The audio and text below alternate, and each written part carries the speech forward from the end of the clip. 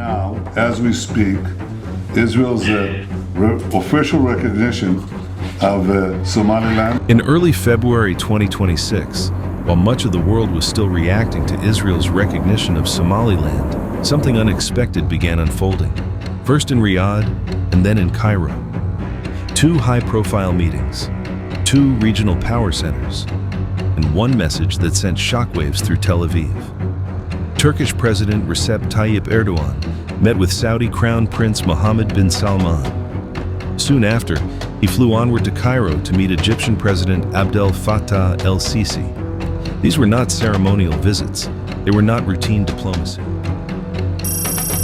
Three countries that have spent years on opposing sides of regional conflicts, Turkey, Egypt, and Saudi Arabia, suddenly found themselves aligned.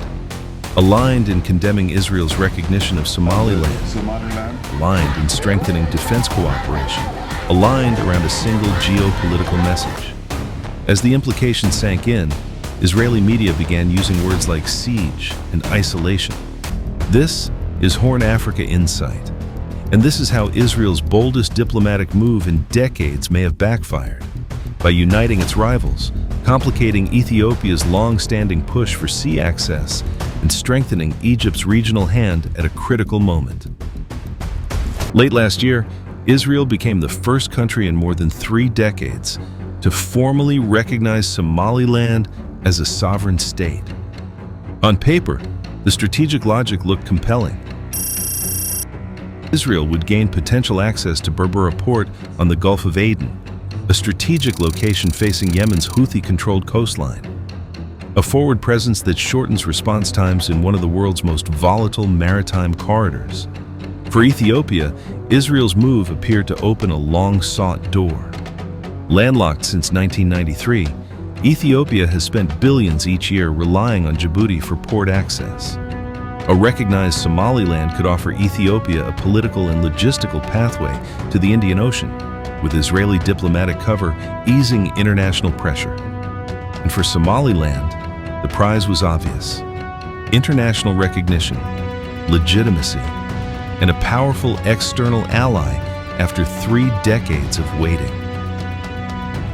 But as reactions spread across the region, it became clear that Israel had underestimated one thing. It has no idea what Somali is, and where Somalis are, and what Somali stands for.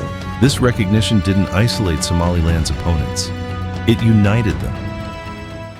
Shortly after the recognition, Turkish President Recep Tayyip Erdogan made a high-profile visit to Saudi Arabia. Publicly, the agenda focused on investment, energy cooperation, and defense industry partnerships. Several bilateral agreements were signed. But buried within the joint statement was a line that immediately caught attention beyond the region. Turkey and Saudi Arabia jointly condemned Israel's recognition of Somaliland, calling it a violation of Somalia's sovereignty and territorial integrity. This was not symbolic language. Turkey and Saudi Arabia have spent years backing opposing sides in regional crises, from Libya to Qatar to broader Middle Eastern alignments. Yet here, they were coordinated. Official statements confirmed that discussions included developments in East Africa, a clear reference to Somaliland and its regional implications. Israel had just given 2 uneasy rivals a shared strategic concern. But the real signal came next. From Riyadh, Erdogan traveled onward to Cairo.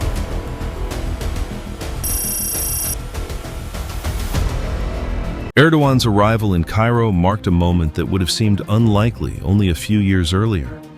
Turkey and Egypt had spent nearly a decade in diplomatic freeze, divided by Libya, political Islam, and competing regional visions.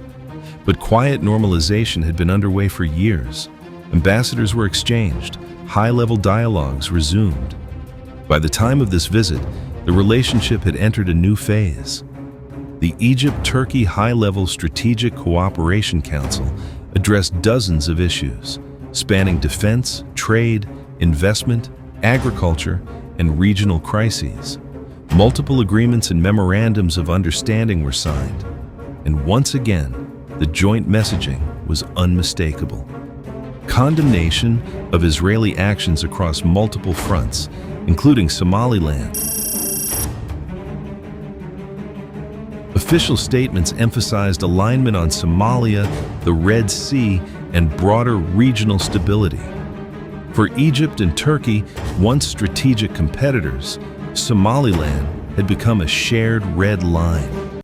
As the diplomatic picture sharpened, Israeli media began sounding alarms.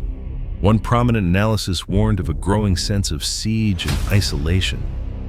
Israeli security experts openly acknowledged that the interests of Turkey, Egypt, and Saudi Arabia had rarely converged this closely, and that this convergence ran directly against Israeli and Emirati regional strategies. Turkey's expanding defense partnerships, Egypt's regional leverage, and Saudi Arabia's diplomatic weight were now intersecting, not by accident, but around a shared concern. And Israel's Somaliland recognition had accelerated that alignment. But the consequences extended beyond Israel. They reached Addis Ababa. Israel's move was widely interpreted as an attempt to ease Ethiopia's long-standing quest for sea access.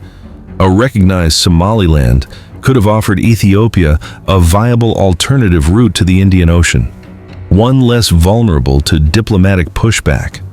Instead, the move appears to have complicated the equation. Egypt, Ethiopia's primary strategic rival over the Nile, now finds its position reinforced by Turkey and Saudi Arabia. Turkey, heavily invested in Somalia's military and infrastructure, is aligning more closely with Cairo on Horn of Africa strategy. Saudi Arabia, traditionally cautious in regional disputes, has now publicly taken a stance on Somaliland. The irony is striking.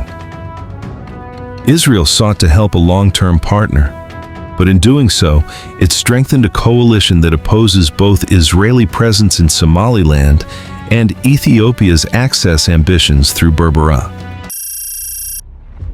Here is the uncomfortable strategic reality. Recognition alone does not guarantee security. Somalia has intensified diplomatic pressure across regional forums. Armed groups have warned against foreign military presence, and now, several of the region's most capable militaries are aligned in opposition. Meanwhile, key actors remain cautious. The United States has not followed Israel's recognition. The UAE, despite operating Berbera port, has remained notably silent. The gap between diplomatic symbolism and security guarantees is widening. Regional coalitions are fragile. Historical rivalries do not disappear overnight. Israel's strategy may still evolve. Other powers may yet follow its lead, and Ethiopia may find alternative pathways forward.